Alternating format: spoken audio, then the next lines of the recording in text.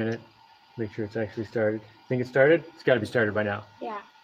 Okay, so today it's kind of like sunny and cloudy, halfway in between. And a few days ago, I could not 3D print stuff unless it was like sunny. So 2 days ago, I was like, all right, I need to increase my power in this house.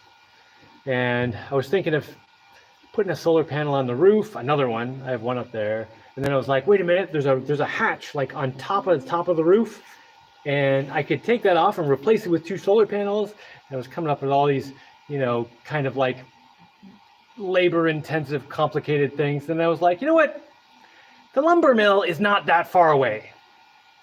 Like the wire that goes up to my roof to get the solar panel up there is almost long enough to reach to the lumber mill. So I just got a pair of big wires and ran them out to the lumber mill. And I happen to have a lot of wire because, there was a scrap guy in town who's now gone. Oh, I wish he was still there. But he would just have just mountains of wire sometimes. And I'd be like, hey, can I buy that mountain of wire? And he'd be like, all right, $20. I'd be like, oh, really? So I have a lot of wire, and I have to do the wire to the lumber mill. I have this roll of wire. It's like this big, and I think it's like 4 or 2 gauge. I don't know, somewhere around there. It's pretty thick. It's not copper though. It's aluminum, but totally works. It's not quite as conductive as copper, but it's pretty good. What are you doing? All right, just to make sure everyone knows, no naked kids can come over here. Anyway, right? I know there's at least one naked kid and one kid picking her nose and eating it. Yeah, okay. No.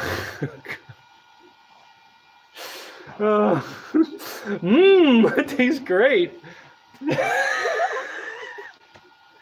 Okay, anyway. Oh, having kids is so funny. It's like just having like little miniature clowns all the time in your house.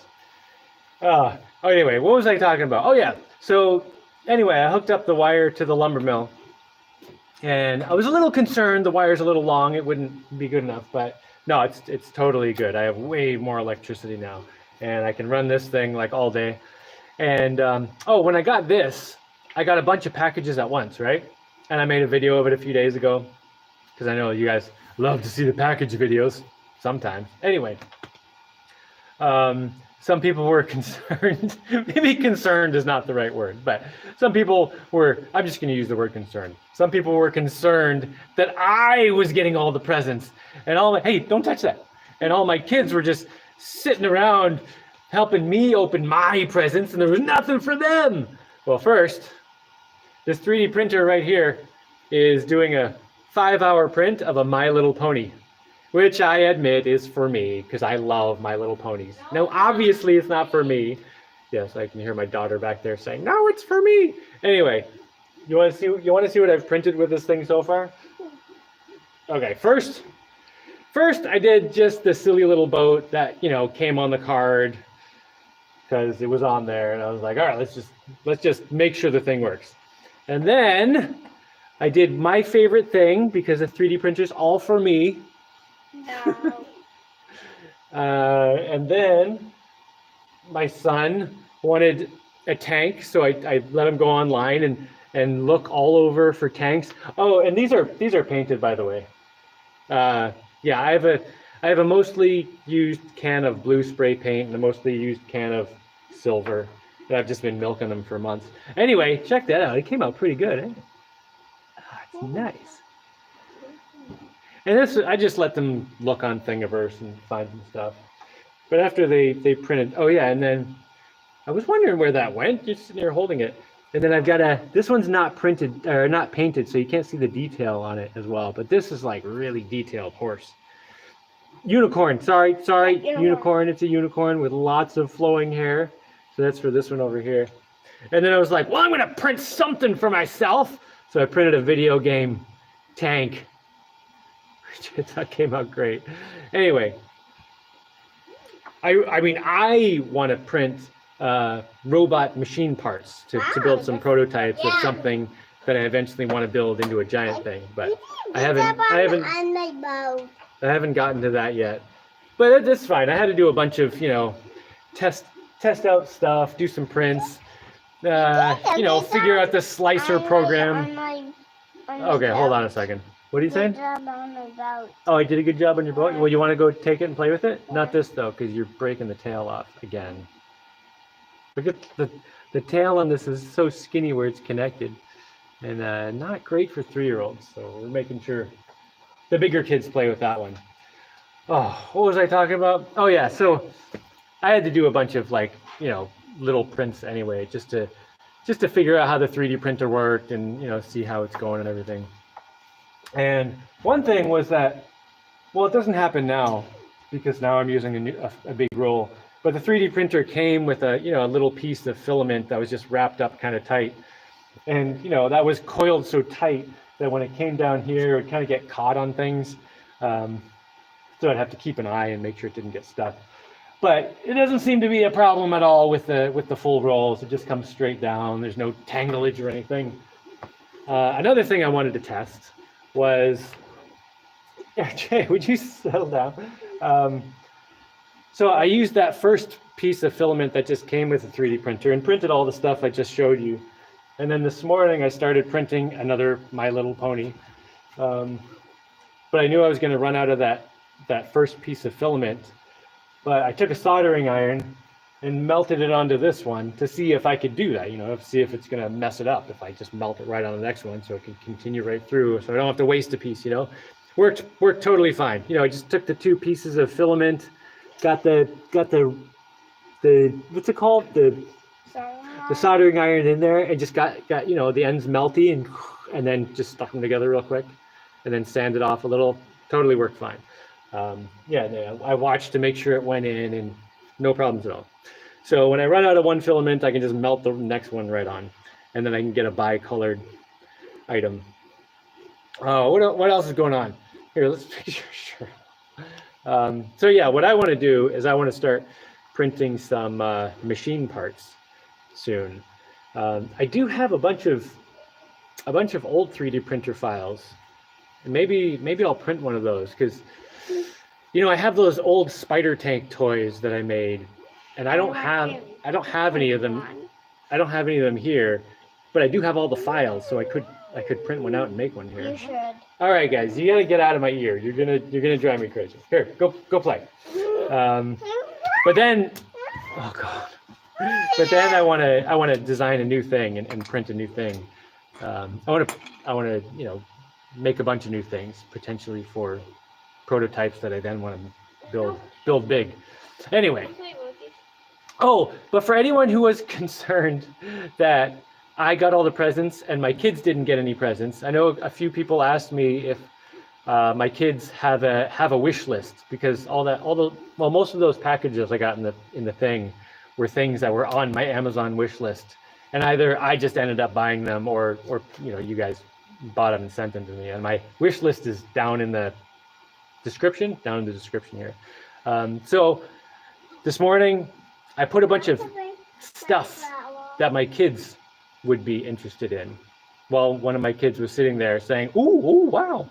So there's a bunch of kids stuff on my Amazon wish list now. So for the people who were asking if I had a wish list for my kids, it's just on the same one as mine. So I added a bunch of kids stuff, presuming you were asking because you wanted to send them stuff. So if not, never mind. But if you wanted to send my kids any stuff, and if you want to send them something specific, actually, like a week ago, a guy was like, "Hey, I want to send your kids a game of Go." You guys don't know about this yet, but it's coming soon.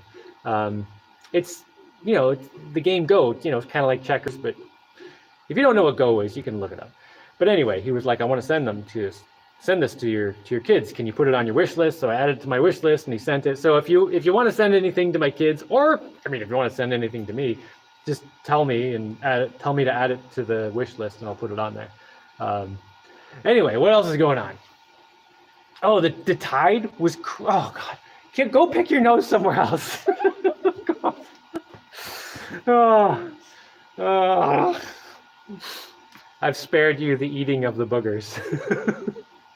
Anyway, the tide was super high this morning, like ridiculously high. And it went actually over my running trail. And I was like, oh no, the tide's going over my running trail now. Because my running trail, I built it up pretty good. You know, the running trail, I made a video of it a few videos ago, just like running around the whole running trail. It was actually, parts of it were underwater. And I noticed that because this morning I went running on it. And as I was running, I ran 5 kilometers on it. So as I was getting toward the end, parts of it were starting to get submerged in water. And I was like, what the? Anyway, and then after I was done, I went out, looked 10 minutes later, and like significant portions were underwater. And I was like, holy crap, man. But then like 15 minutes later, the water was like this far below it. And I was like, what is going on? So I think what actually happened is today there is, well, this whole week is a really big high and low tide for this area. I mean, the tides here are nothing compared to what happens in the Pacific. In the Pacific, it goes up like 2 stories. Here, it just goes up like, you know, a couple feet.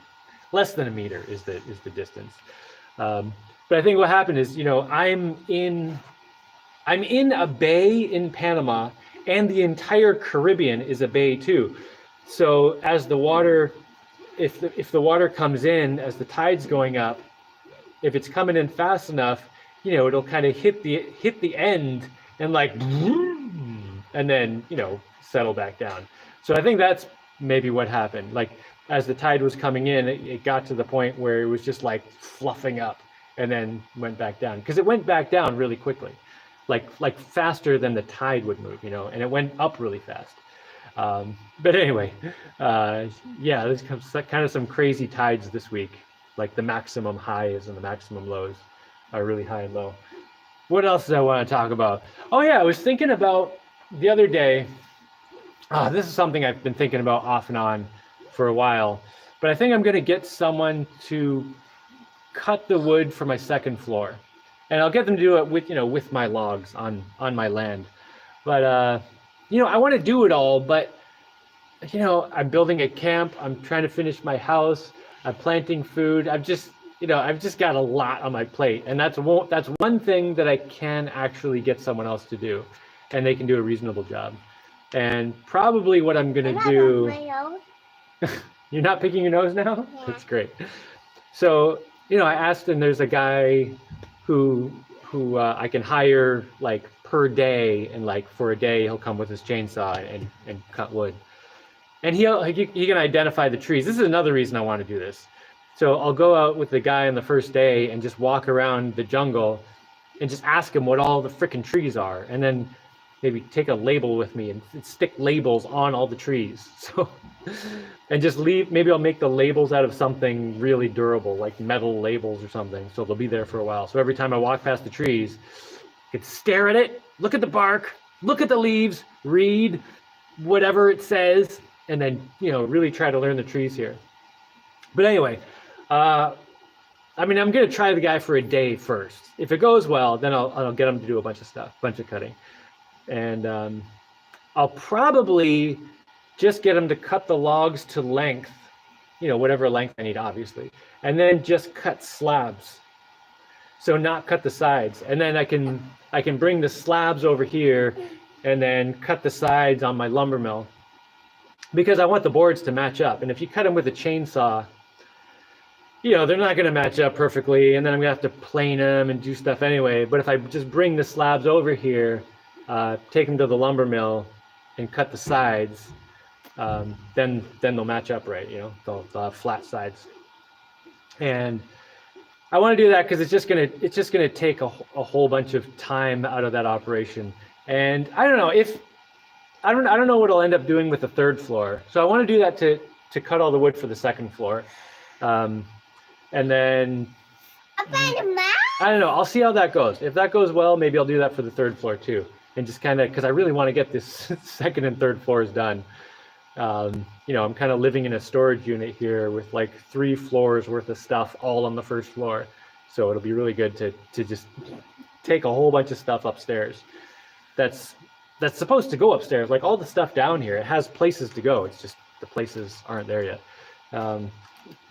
Oh, I've also been thinking about how to move heavy stuff And this is when I was debating whether or not I was going to cut the wood all myself on the lumber mill here, in which case I'd have to drag out huge logs. But I'm probably not going to do that. But anyway, still, I feel like this is something worth sharing. Stop doing that. I was thinking about the heaviest thing I've ever moved without equipment, like without any, significant equipment. You can drive on me, just don't be loud in my ear. So once about 20 years, I don't know, many years ago. Can you stop doing that?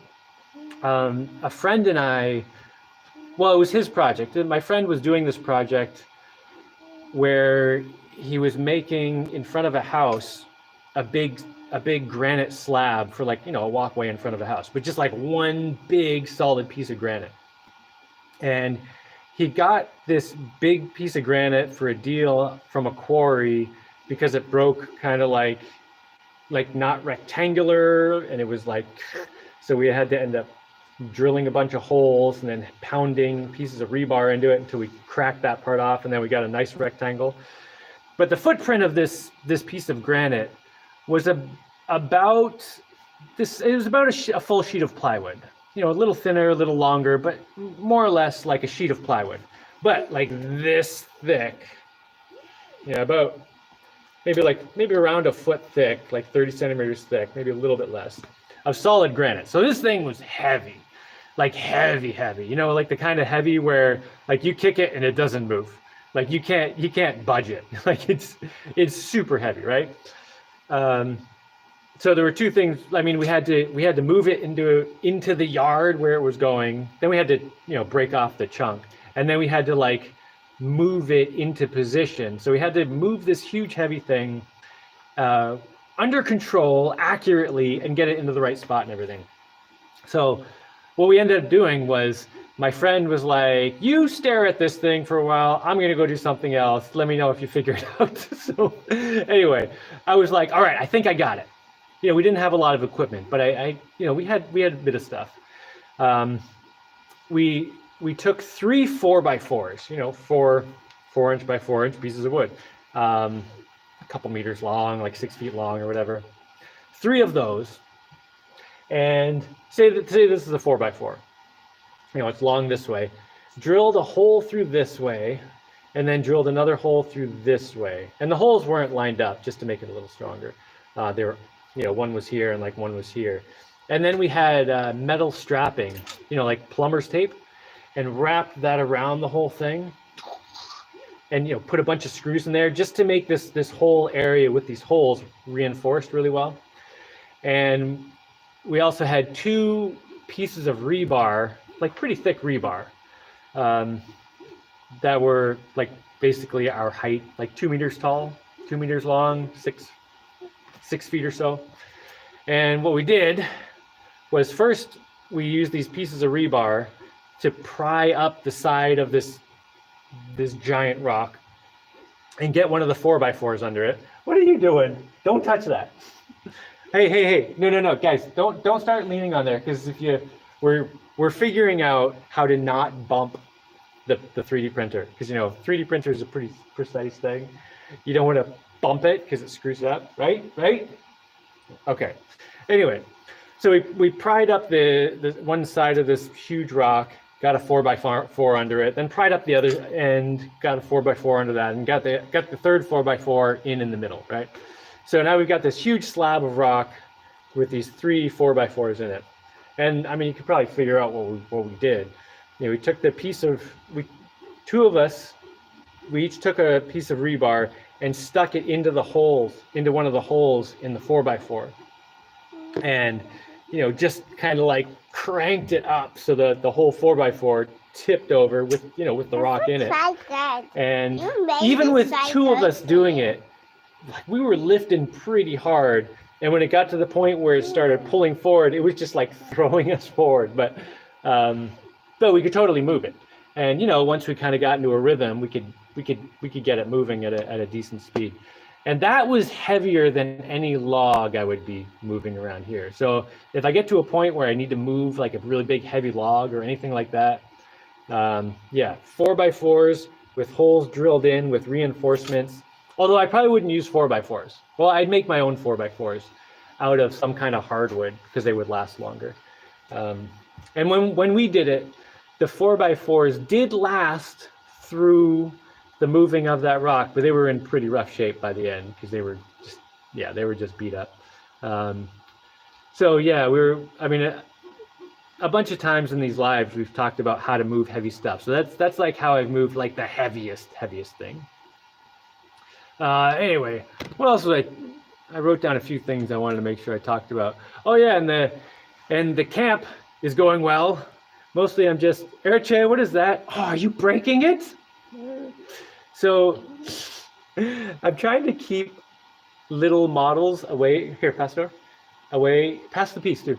Away from my 3-year-old because she likes to drop them and then snap pieces off, obviously. And then I have to get my soldering iron out and weld it back on these little tiny things. Stop taking these, and she hides them too. She'll like take them and put them in weird places. Anyway, we're working on that.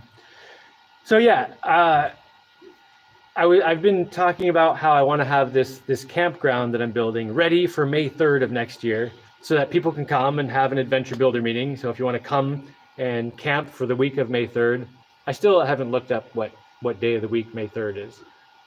Hopefully it's a weekday, and then the week of May 3rd makes sense, because if it's a weekend, then it's like, is it the week before or the week after? Anyway, the week of May 3rd, I want to have like an adventure builder meeting where people can come. You just let me know, and I'll help you get directions and stuff, and camp out for a week and hang out and do whatever. So I'm still planning to get that campground set up. And when I say campground, not just tents. Like I'm planning on building. Hey, May 3rd is a Friday. Okay, yes. Okay, May 3rd is a Friday next week. Thanks. Yeah, so that week, that whole week, and the weekend before and the weekend after, just come whenever. I know a lot of people will be traveling. I say a lot of people, but I'm always like, who is even going to show up? But when I used to have these things, like people would show up from like all over the world. It was pretty cool. Like really cool people too. Anyway, so not just tents, like I want to build some cabins there, and I want to have at least one complete cabin, with, oh yeah, I have the drawing here. Where is it? Yeah, I want to have at least one of these. Oh, look, the marker came through on the other side. There's the uncolored. Anyway, I want to have at least one of these built, with the plumbing working and everything. You guys got to stop dropping those. They're going to break. And if I don't have enough space, then people can use tents and stuff. It depends how many people say they're coming. So, as it gets closer, let me know if you're coming, and I'll have a better idea of how many spots of accommodations I have and all that. But yeah, that's still months away. Oh, not that many months. It's like 4 months. 4 months in a week or two now. Yeah, but I still got time. Yeah, I think that's everything I wanted to talk about right now. I was going to make a video of adding solar panels, but I instead just ended up running a wire to the lumber mill, which is working out great, as long as no one steps on the wire or anything. Let me just see what people are talking about. 3D printers live, yes. Happy holiday, Jaimie and beautiful family. Love from Switzerland. Phantom. Sorry, it took me a minute to read that because the A is a 4. And anyway, holy moly, is that Bellatrix behind you? Yes, she's grown. I've missed way too many chapters. Yeah, look at this kid. She's like 8 feet tall now. Not really. She's so skinny though. This is what I was like. I was like a boy version of this kid when I was little. I was super skinny. Not quite that skinny. She's like the girl version of me. But check it out. Make a muscle. Yeah, check out these little muscles. She's like solid. That's what I was like when I was a little kid. Just like skinny, but like real wiry. What's up, dromies? Jaimie, you are my hero. Well, be careful. Don't meet your heroes. They're always disappointing. I noticed your running trail going through water. Are you going to put plants on there to prevent it from eroding? Yes, definitely. I've planted a bunch of Bermuda grass, otherwise known as golf course grass. And it's going to take a while to grow in there, but right now on the edge, that's the side that gets splashed and waves and stuff. I have kind of like, not topsoil, but when you're digging and the top is like solid from all the roots and the grass and stuff, and it's still got the grass on it. It's like sod kind of. So I have kind of like thick blocks of sod all along the side of it.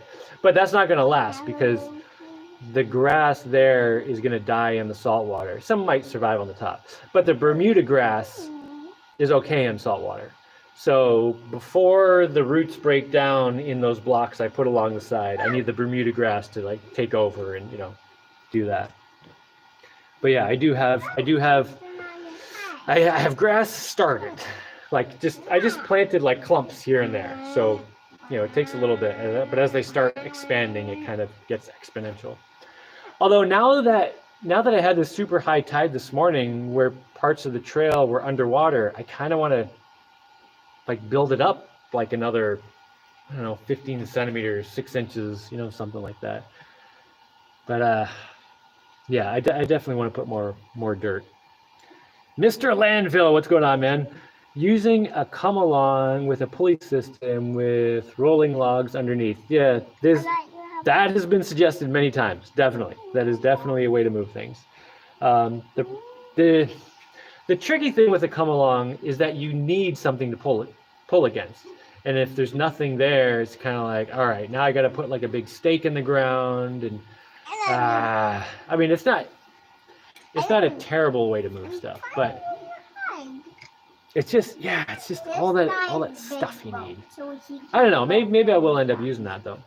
I've done that before to move a truck. I pulled the truck out of the mud once with a come along.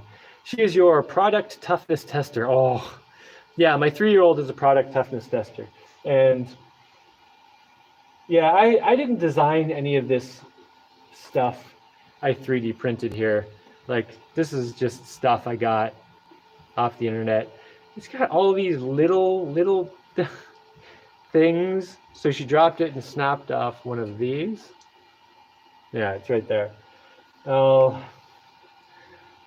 get out my, maybe I won't even stick it back on because it's just going to get broken off again. But I have had success welding with a soldering iron. It's just a 15-watt soldering iron. It's really easy to do. That's how I was mentioning earlier, how I was running out of one kind of filament and then I was adding another one, and I just melted the 2 filaments together so it could just keep going. I just did that with the soldering iron, and that was really easy to do. But yeah, I'm gonna print stuff. I'm gonna draw things to print that are more durable. May 3rd is a Friday. Yes, May 3rd is a Friday next year. Using an air bladder and styrocrete, you can have that up in a day. Using an air bladder and styrocrete, you can have that up. What was I talking about? Oh, you're talking about the dome thing. Okay. Here's the thing. I know people do these videos where they're like, hey, here's an air bladder, and then you just spray the concrete on it, and it's like, boom, done in a few hours, right? But like the amount of setup for that is often overlooked. That is a lot of setup. Like even just mixing that much styrocrete, like grinding that much styrocrete and mixing all that, I can't do that much in a day. That's a lot of material. And then, the bladder, I don't just have a bladder, like that's going to be a lot of sewing or where am I going to find one? I don't know. Yeah, it's definitely not something I could just throw up in a day, unless I had all the stuff and all the equipment there. Once everything is there and ready to go, yeah, it doesn't. I mean, I could build it in a day with blocks if I made all the blocks ahead of time, Guns, Gunnns. I don't know what guns is. How warm is May normally? Oh, May here is probably about, I mean, it's like always like 28 degrees Celsius. It's like 26 to 30 degrees Celsius almost always.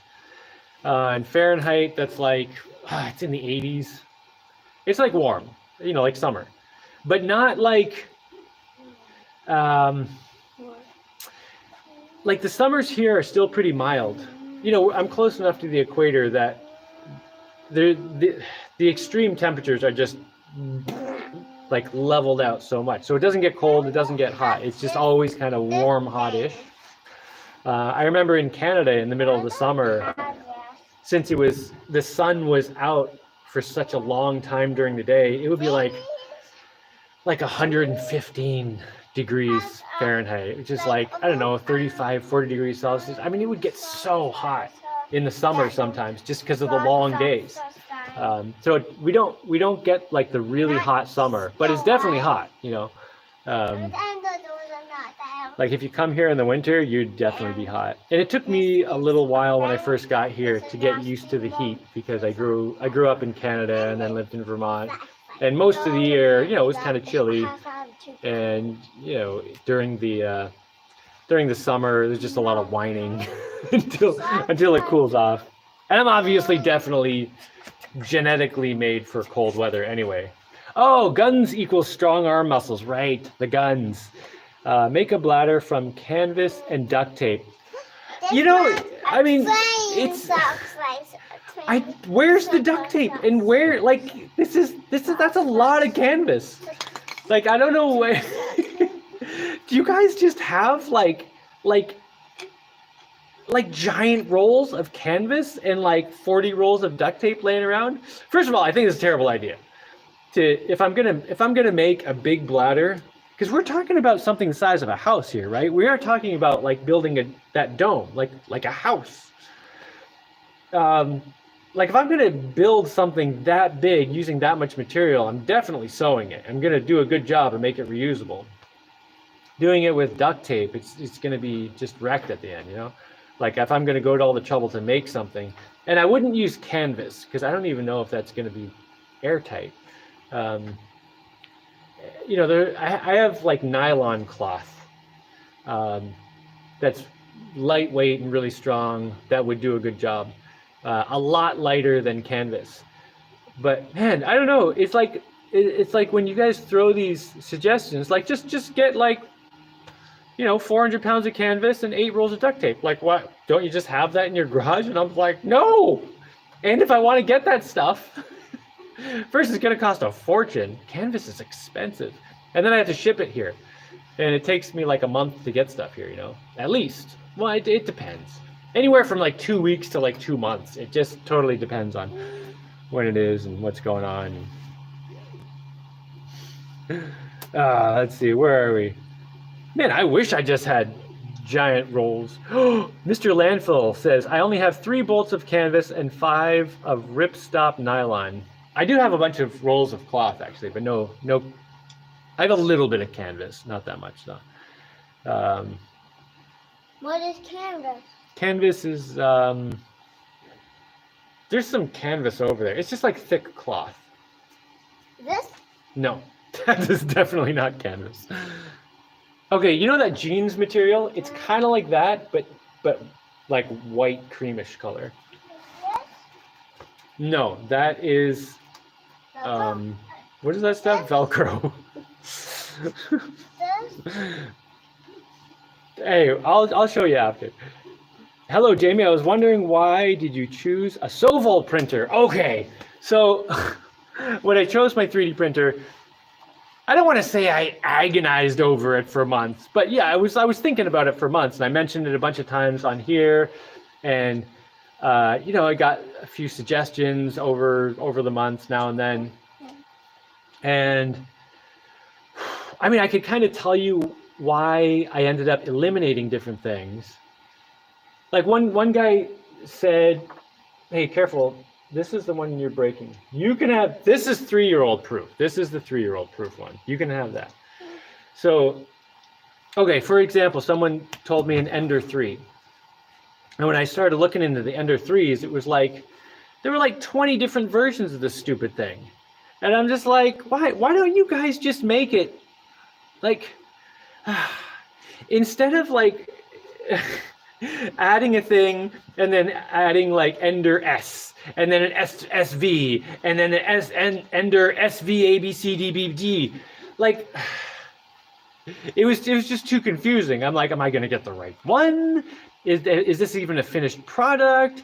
Like next week they're gonna come out with a new thing they should have done, and like it just seemed like they were kind of rushing things to rushing it out the door, you know. And I guess there is definitely a good thing about them constantly making improvements. It's just like, whoa, guys, slow down. Why don't you stop for a month, take a deep breath, take your design back to zero, make a new machine, call it the Ender 4, have all the stuff that you know. So that's why I didn't end up getting one of those. And there was someone recommended the Elegoo. I don't remember why I didn't end up getting that. But one of the things was no one mentioned Soval or an SV6 to me. But whenever I went online and was looking through, you know, chat rooms, it's like living with a bunch of clowns. You know, looking through not chat rooms, but like chat boards or whatever of people talking about 3D printers and ones we get over and over, I kept seeing someone say blah blah blah, but I could just, you know, just get a Soval SV06 instead, you know, and that kept coming up, and I was like, you know, I could do that, or I could just do the thing. And it seemed like it was like this was like kind of in a lot of people's mind the default thing that you're not going to be disappointed with, you know. Like I could try that, or I could just go with the SV06, you know. And so I was like, all right, well, what is this SV06 thing? So I looked it up, and you know, good reviews. It was hard to find anything negative about it, and it just seemed like it was just like a really solid, you know, just a really well made thing. And they're open source, which is something I care about a lot. Oh, and there were also a bunch of like much more expensive 3D printers I was looking at. And kind of at the beginning, I was making the choice between, okay, like the thousands of dollars 3D printer or the hundreds of dollars 3D printer. And, you know, it didn't take me that long to be like, all right, I'm not like making a bunch of money with this thing. I just get the hundreds of dollars one. And then I'm not going to be like busting the bank to, you know, get this thing. And then it went on sale on Amazon. So I was like, you know what? I'm just going to get it. Why it's supposed to be. Yeah, then I got it, and I'm super happy with it. Even when I was putting it together, like, you know, I'm not a huge fan of this whole design piece here, which is like how all the 3D printers are made now. You know, it's got this thing, and it's not like really that well reinforced. Like I kind of want like angled pieces like coming down like this to keep that from wiggling, you know.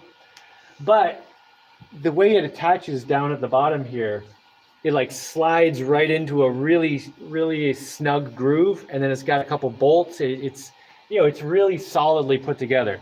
So I'm not going to do it right now because it's in the middle of printing. But if I grab this part here and, you know, try to wiggle it, like the whole thing moves. Like it is solid. And that was when I was putting it together. That was the first thing where I was like, oh wow, that's. I mean, they weren't screwing around when they put this together. You know, they actually paid attention, put a groove that's snug. The thing slides in there. It's like tight, and then there are two bolts that hold the thing. And yeah, the whole thing is just really solidly built, which is really nice. And that was one of the things I kept seeing in the reviews. You know, it's like the 3D printer you get if you just want it to work. Of course, other people have also had excellent experiences. Like everyone who recommended a 3D printer to me, they had excellent experiences with other 3D printers. So, I mean, I think there are just a lot of really good 3D printers out right now and they're not that expensive. And I think that has a lot to do with the way 3D printers have been developed over the years, which is open source you know, because when the development of something is just open to the public, you end up getting really good stuff. And this is an argument I've had with people over the years, over and over and over, where I'll complain about, some big corporations. The big corporations are ruining everything. And then people will say, yeah, but nothing ever gets developed by anyone except a big corporation. If a big corporation isn't doing it, nothing, we'd have no technology or nothing, man. But this is a perfect example. Like, no one got a monopoly on the development of 3D printers. It was just open to the public. And so many people have put so many ideas, and so many people have tried things, and there's been so much trial and error. And all these people all over the place are adding knowledge and information, and it's just getting put together into better and better stuff. Whereas if some company patented just the whole idea of 3D printers and just wrapped up the development in their little team, it would be extremely limited. They would go in one direction. They'd be told where to go by people who don't even have anything to do with 3D printers, but want to know what the bottom line is going to be. And that's I think that's why there are so many really good 3D printers now. It's just so many people are working on them, people who care about it, people who aren't even doing it just for money.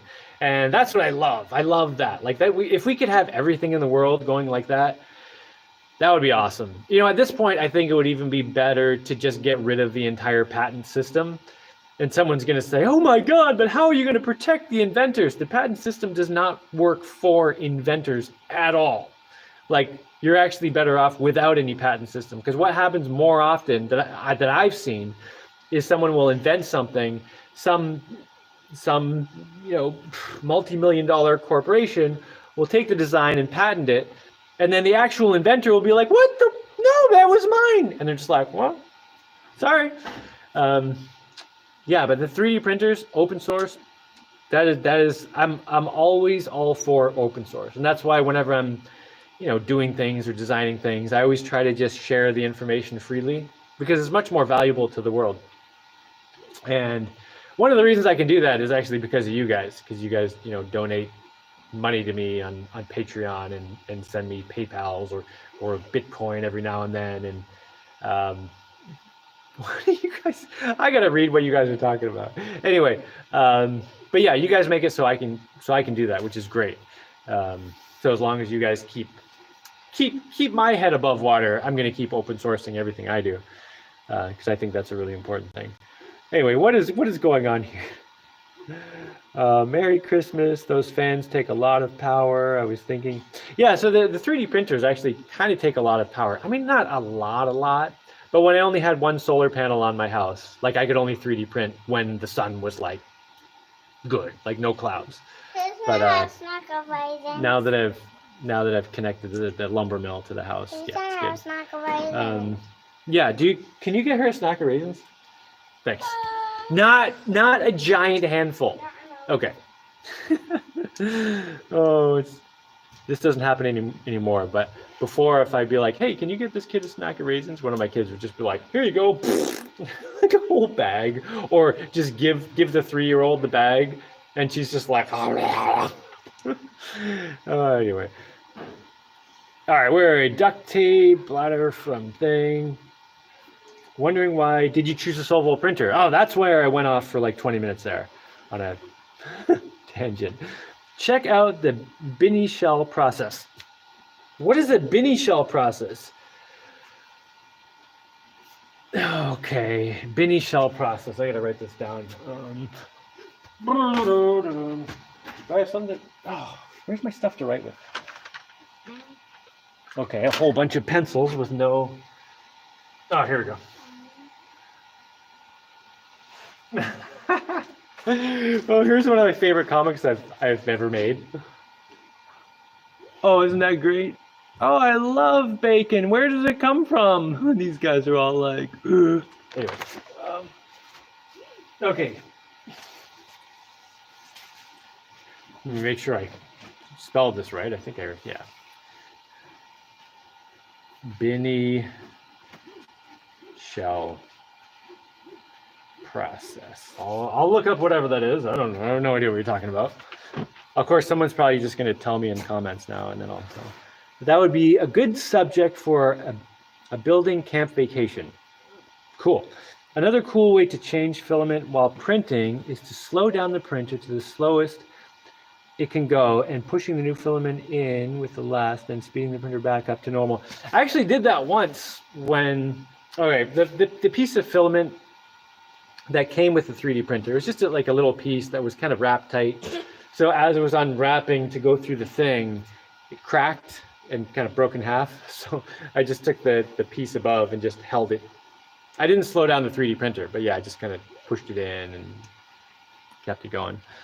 But you got to make sure you keep pushing it till it gets in there. Aircrete Harry makes his airforms out of Tyvek. Yeah, Tyvek would work too. Yeah, I mean, Tyvek is it's like this really strong paper stuff. It's airtight. It's nothing would. I'm pretty sure it's watertight, so things wouldn't soak into it. Soon we are going to see a spider tank in the future. Yeah, I'm excited about that. A cheap wooden geodesic dome mold is better than a bladder mold. Well, what I'm planning to use, unless something changes, but for that dome, where'd the picture go? I don't know. You saw the picture already, right? Oh, it's showing it. Wait, where did the picture go? Am I drunk? Oh, right here. Yeah, so what I'm planning to use for the mold for this is a fiberglass mold, because I have fiberglass pieces that make a dome like this, like the size I'm going to make. I chose that size because I already have a fiberglass dome. And the way it works is I have 8 different pieces that make up the thing, kind of like orange slices. So I can just use one of those and maybe put some kind of edge for the biggest size that I could make a block and actually be able to move it. Or I might put the fiberglass thing where it goes, put styrocrete on it, and wait a day, then move the mold over, and then put styrocrete on the next part. I don't know, we'll see. But I don't know, either of those would totally work. But yeah, I'm going to use a fiberglass mold. The problem with wood anything here is if you're not protecting it, the termites get it and it rots. I'm in a tropical environment. Let's see. Tropical. Tropical is where we are. It's like warm environment. Well, technically, it's like within a certain distance from the equator of the Earth.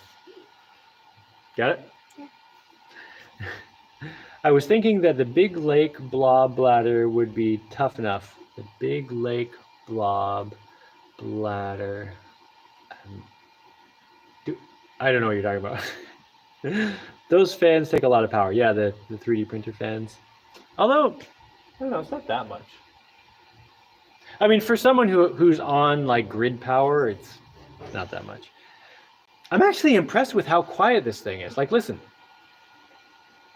You can probably hear the fan on it, but other than that, it's pretty quiet. I actually have another fan over here that I think is louder. And that's a fan for a bug sucker. It's just a fan with like a sock of mesh material on it with a little light there to attract the bugs so they get blown into this thing and stuck. So if there's a mosquito in my house, chances are, at night it'll go to the light and then get sucked in. I put one of those on my cargo boat outside, and it's been there for maybe 2 months, and it has like a block of just desiccated bug corpses in there. It's like I'm gonna have to clean it out. It's gonna be disgusting. Like a good handful, maybe even like a double now, like a good solid handful of just like dried up, no-see-ums, chitras, mosquitoes. What are no-see-ums? Chitras. So in Panama we have these things that people call chitras, but they're just like people call them no-see-ums in other places because they're just like tiny mosquitoes that you don't really see. You can see them. If one lands on you, it just looks like a little dot, but when they're flying around, it's hard to see them. When Blah, blah. how I Jaimie makes some awesome geodesic domes. Well, thanks, man. Burlap and layers of concrete, soaked layers that can be waterproof will be my next experiment. That's cool. I want to see that. Robotron, the geodesic dome with aircrete, is what David Nash did on Doomsday Prepper Show. Solid but looked horrible. Robotron, the geodesic dome with aircrete. actually how I know if those bugs Yes, on burlap it, and cement it's 'cause mixed I with just polystyrene. them. Haven't you? Burlap and cement. Yeah, I've done burlap before, but I didn't get good results because animals pooped on the burlap. Mm. Oh god. I don't even want to get into it. That was just a nightmare.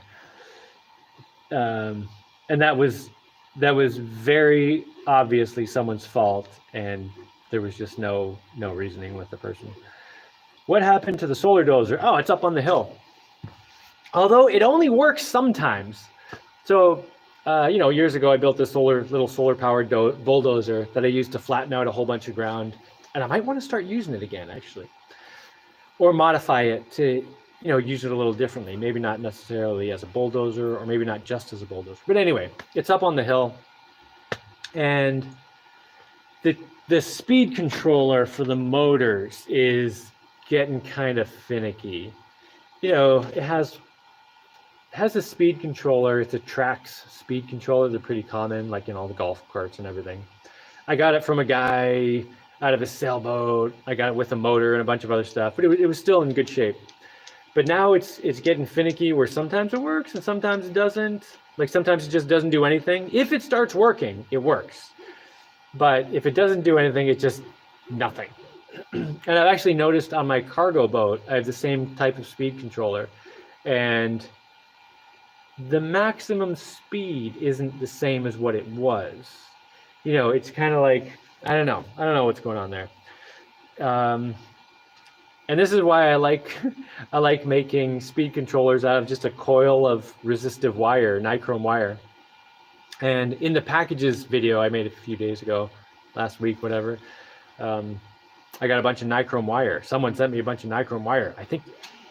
I don't want to say who I think it was in case it was the wrong person, then I'll feel like a dick. But anyway, it was a bunch of nichrome wire, so I can use that to make speed controllers that are like, it's like a $10 speed controller that's not as efficient as a fully functioning one of those $600 super electronical ones. However, at full speed, it'll actually be more efficient. Why? I don't want to get into why, because it'll be basically 100% efficient because you're bypassing the whole speed controller. Whereas with the electronic speed controller, even when you have it on full, it's still using some energy through some electronical stuff. Anyway, doesn't matter. But I think I want to replace the speed controller on the bulldozer just with a coil of wire and a switch that does a couple different speeds. Because it's so reliable. It's so nice. Like the electronic one is really nice when it's working, but then it breaks or it starts getting finicky and works half the time. And I've already gone in there and checked all the connections, checked everything outside the speed controller. And it's just like, there's nothing else I can do. I can open this thing up and destroy it more, but it's all tiny electronical stuff that I'm not going to be able to repair an integrated circuit unless I could replace it and go get another, or I can just get a coil of wire, give up a bit of efficiency at lower speeds, and it just works amazingly. So I think I'm going to do that. So anyway, that's where the solar bulldozer is up on the hill. Same with the kid's car. And the kid's car has a coil of wire, but it's not nichrome wire because I didn't have enough of that at the time. Now I have enough. But when I made that, I just used a piece of stainless steel wire that I was using for chainmail, actually. I just took a piece of it, coiled it up, and it worked great. Let's see. And that's the speed control on the kid's car, and it never has any problems. Yeah, I can leave it sitting there, and every time I've gone to drive around in it, totally works. We have to give a lot of thanks to the RepRap folks who really kicked off the open source 3D World, I think, 20 years ago. Geez, was it only 20 years ago? I mean, yeah, 20 years is so long. I've already got a site set up and waiting for better weather now. Oh, is this for the What? dome you're making? Soaked carpet, awesome idea. Yeah, so when you say soaked carpet, are you talking about like cement soaked carpet to make a dome? That's cool. I want to see that and see how it goes and see how it lasts. Like 3 months later, is it still in good shape? Soaked carpet genius. Yeah, I know people who've done like towels, like soaked it in cement and used the cement soaked towels to make.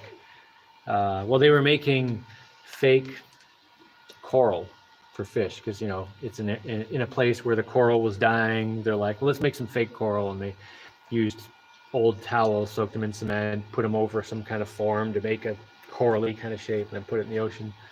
And I want to find out how they made it so it's fine in the ocean, because cement degrades in the ocean, supposedly, right? I can get old carpets from remodels. That's cool. Old area rugs can be done modular, transported for walls. Yeah. Plastic, then burlap. Okay. FWIW. Oh, God. I never know what acronyms are. Fully wild in wimps. I don't know. I've been printing for a few years now. If you don't need a solid 100% infill print, but you want it to be real strong, a 0% infill with 4 to 6 walls has been better than less walls. So you're saying just make it totally hollow and just make the wall thickness thicker. The problem with that is if you've got a top surface that's not going to be supported by anything, it might just not print. So a lot of the infill is to support the pieces that, like the top wall, the roof of what you're making. Yeah, other than that, yeah, that would be good weight bearing and some rebar too. Man, I hate rebar. I love rebar, but I hate it, man. Why? Like, okay, rebar is so amazing because it makes your concrete so strong.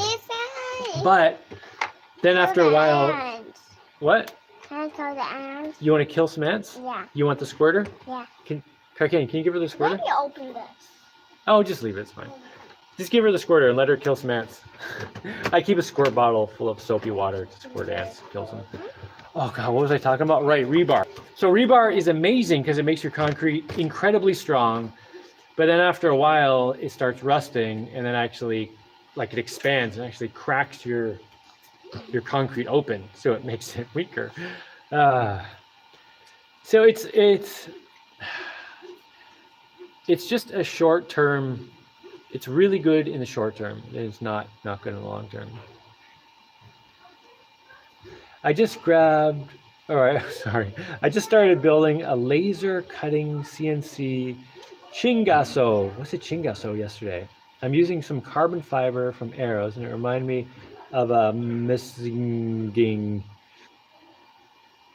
It reminded me of messaging you for the first time a gabillion years ago about robot materials. Dude, you got to work on your typing. Oh, that's funny. I'm stoked you have a printer again. Everything you do is pretty legendary, but you're making... No, Machina Magnificas are my favorites. Got it. What are Machina Magnificas? My machines. Oh, FWIW, for what it's worth, right? Basalt rebar for the win. Yeah, I've looked around, I have no source of basalt rebar here. And it's kind of expensive. I looked online, it's kind of expensive, and shipping it in was, I don't know. what's basalt rebar? Basalt rebar is just rebar that's not steel. It's made out of basalt, so... What's basalt? This is, I don't know, it's like rock stuff. It won't rust anyway. Oh, I think people also call it basalt, but I just call it basalt because I like it more. How about using a stainless wire mat at rebar in your concrete designs? Yes, stainless rebar. But I don't have the budget, I mean, a lot of this stuff just comes down to the budget. For supporting the top layer on hollow print, there are some wall percent settings that will assist with bridging. It works in most cases. Right, but like, it's not going to work in all cases, you know? Like there's going to be situations where you've got a vertical, not a vertical, horizontal thing that you got to print across, and it doesn't matter how thick your walls are, unless your walls are like you can't just print across an open area, or if something has to come back down, like it's just not going to work, you know? But if you have something like this, yeah, totally fine.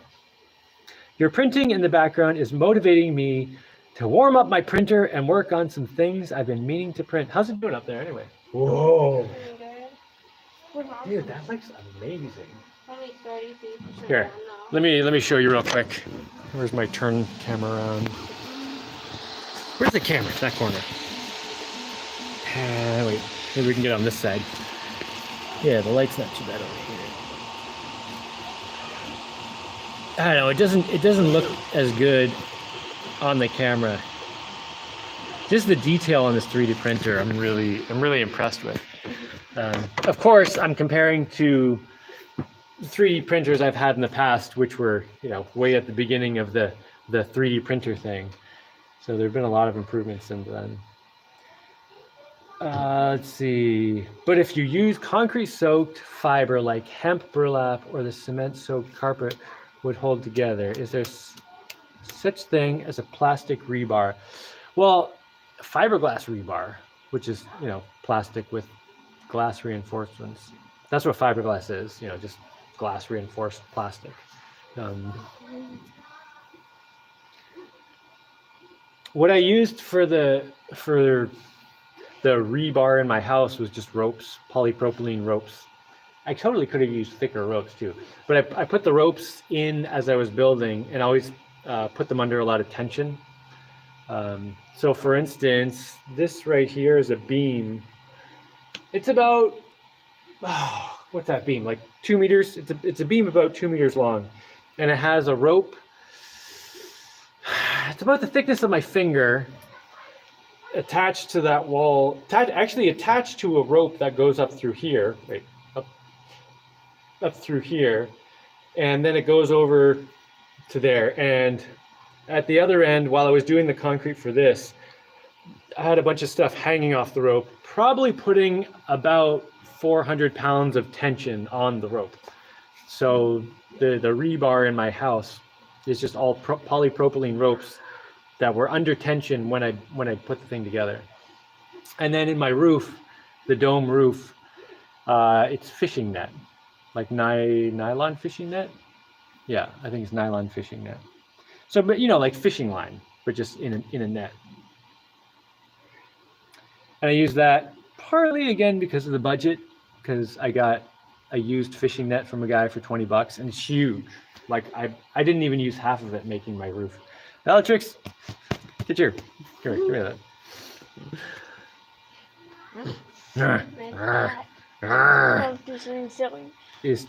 Is chopped fiber available? I don't know where to get chopped fiber here, but you know, I can get it. Yeah. Well, I don't know. I don't need it for anything right now. When I'm building the domes, my plan for building these domes here is to basically make everything out of styrocrete first, and then once I've got everything done in styrocrete, get that fishing net that I use for the roof and wrap several layers around it, pull it real tight, and then, you know, spackle over it. And I think that'll be good. And yeah, I think that should be good. If I'll use a few different layers of the fishing net. And basically I want to make it tight enough that it's not going to develop any leaks or anything. And it's not that big a building, so I don't think it'll be that hard. Instead of rebar, what about recycling electric cable? That, first that, yeah, I don't know. That could get expensive first if it's copper cable, but you know, you might be able to get it really cheap. But then I'm thinking, like, it's got the plastic jacket, which isn't going to grab. It's not going to have good grip. It's going to slip. So if you take the plastic jacket off the electric cable, then you've got copper cables, which are still smooth and slippery, but maybe you could like tie knots in it every now and then.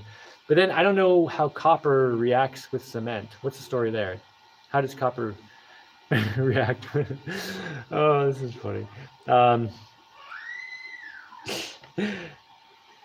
I see when you did the dome with the rope, that was a really good idea. Yeah, it seems to have worked pretty well. Although if I was doing it again, I would use thicker rope because I totally could have used thicker rope. But it's working. I mean, nothing is broken. Anywhere that cracks developed, it didn't come apart. The rope held it. But if I used thicker ropes, it might have prevented any cracks from even showing up.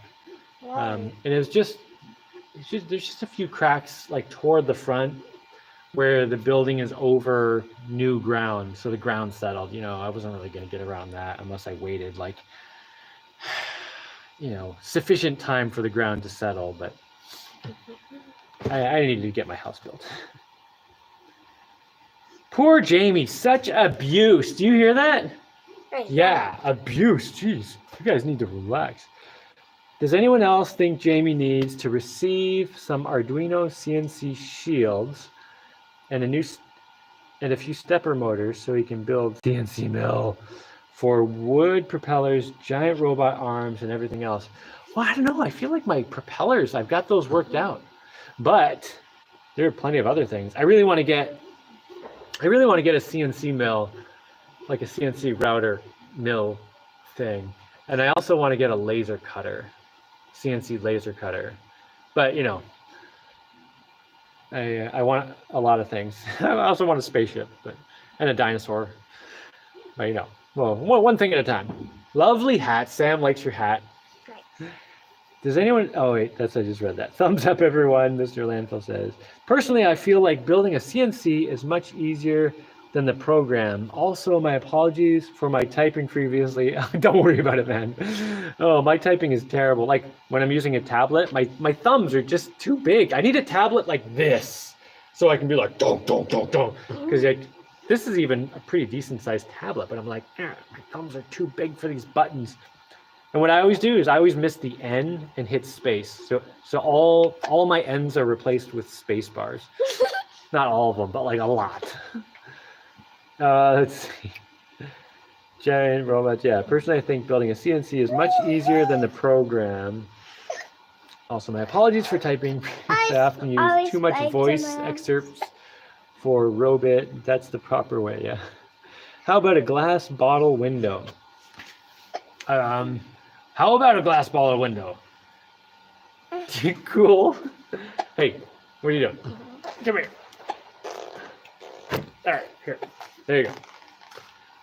Now shut up and be cute. You sit there and you shut up and you be cute. You got that? Yeah, I'm abusing my children now. All right, it looks like we're at the end of one of those comments. And I just wanted to give everyone an update on the things that have been going on building wise. And I guess I'm going to shut up now, unless anyone has a last minute question or comment you want to make. This thing has still got. It's still got like 2 hours to go. Damn it, late to the live. All right, 8E7 design. I'll wait a minute. Ask me a question or tell me something. Although maybe you just wanted to sit there and listen to me talk. In which case you can just rewind and go back to the beginning, right? But yeah, if you have any last minute questions, let me know. Oh yeah, Mr. Landfill says, Merry Christmas, everyone. It's Christmas. What's it like? It's 22nd today. I know that because something popped up on my computer and it was like the 22nd. And I was like, whoa, it's like almost Christmas, man. I don't do anything super special for Christmas, but wait. What do we want to have for dinner for Christmas? Christmas dinner? Pizza?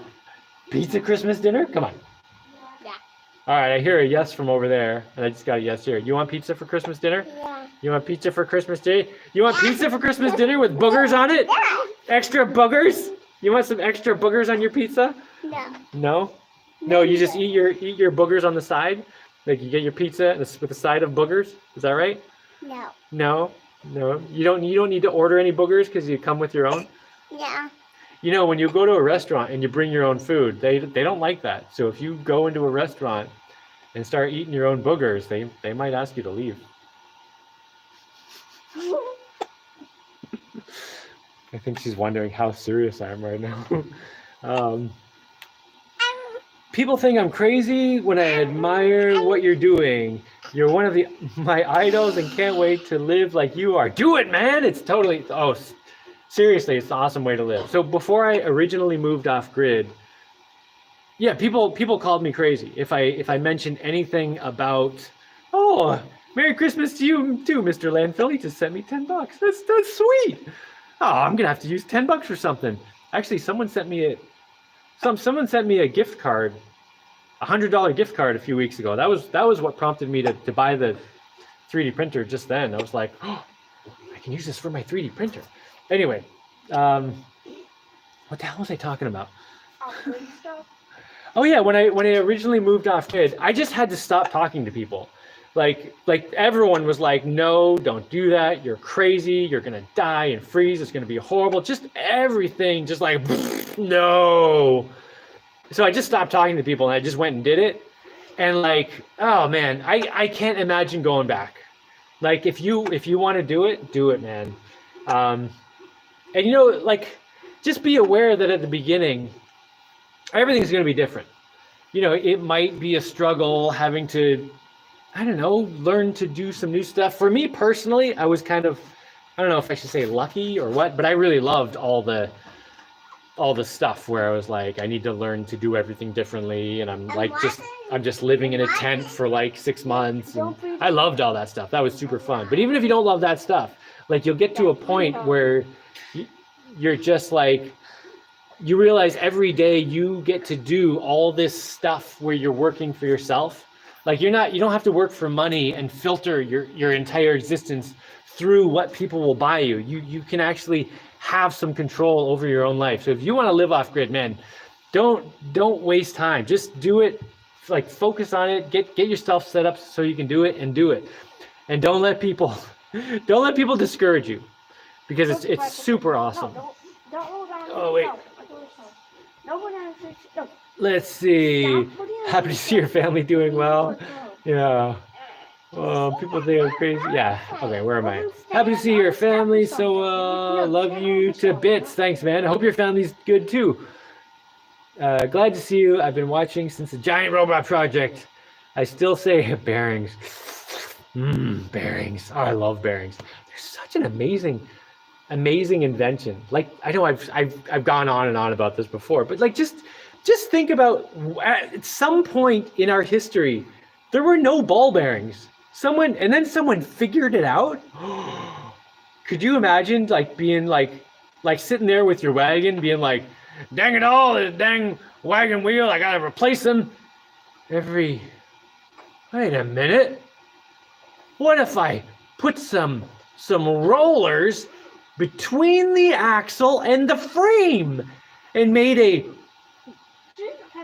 ball bearing? Oh my God, like the world changed at that point. Ball bearings. Oh, they're amazing. Rivets too. But rivets are amazing too. But they're partly amazing because they're just satisfied, like it's sort of like popping a super strong zit or something. But like ball bearings, whoa. That's like almost on the level of when that dude figured out that there's a connection between electricity and magnetism. Like that changed everything. All right. Merry Christmas. How's it going, Reed? How long does it take a banana plant? I think he started typing this and changed what he was saying. I'm just going to read it exactly as it's typed. How long does it take a banana plant to produce fruit from first emerging from the ground? It's about a year. Like, it depends on your soil and stuff, but about a year. Stop. I'm trying to keep your legs down because I don't know if you're wearing underwear and I don't want you to flash all the people on YouTube. 3-year-olds. Anyway, yeah, it's about a year, like 9 months if in good conditions. Like you get bananas in about 9 months in good conditions. That's what I'm told. And yeah, 9 months to a year. And then once you get the bananas off the tree, first the bananas, I mean, if you have good conditions, it's like a lot, like 100 pounds of bananas all at once. And then the tree the bananas came out of, that one dies. So you just cut it into pieces. And it's not wood. It's just like, it's sort of like really thick built up layers of grass. So you can cut it up and just throw it down in the feed of the rest of the bananas, and they'll decompose and compost and feed the rest of the banana trees. Anyway, if you have not in a while, you should watch a couple CNC build. It is pretty incredible what you can do now with all the open source software out there. Yeah. I mean, maybe I'm gonna. I have a full plate. Like I have a full plate right now with stuff falling off the sides. That's what I was talking earlier about, hiring someone to help me cut the boards for the second floor, because I just have so much to do. And yeah, I need to not get more stuff to do. I would love to have a CNC machine, but right now I could only get one if I got one already made, like I bought one made. I have been messaging some companies. I do this now and then, when I'm hanging around, companies that sell CNC machines and laser cutters and stuff like that. And I'll send them a message saying, hey, I could review this. And, every once in a while I'll get something. Like I got solar panels, I don't know, there's been a bunch of different stuff I've gotten that way, but no CNC machines yet. But, I throw out a little feeler here and there once in a while. Maybe I'll get lucky. Have an awesome day. All right, I'm going to get out of here. Everyone have an awesome day. And yeah, it's the holidays. It doesn't really seem like anything different to us, right? Because we pretty much do the same thing all the time. But yeah, it's Christmas time. People aren't going to their jobs for a few days and get to have some fun. Everyone have fun and eat a lot of food, and make sure you keep doing your morning exercises. I know I stopped doing videos about morning exercises, but I still do them every morning. Are you still doing your morning exercises? Great way to start your day. Makes you feel great, and just gets everything going. Okay, I'm gonna shut up and go see if I can do something useful and let this thing finish. Thank you, Robotron 2084. You're welcome. Thanks, Jaimie from McBong's Lab. Oh, McBong's Lab. The image I get in my head whenever I read that name. Take care, and thanks for hanging out. All right, I'm going to get out of here. Where's the button? There's the button. Doo-doo.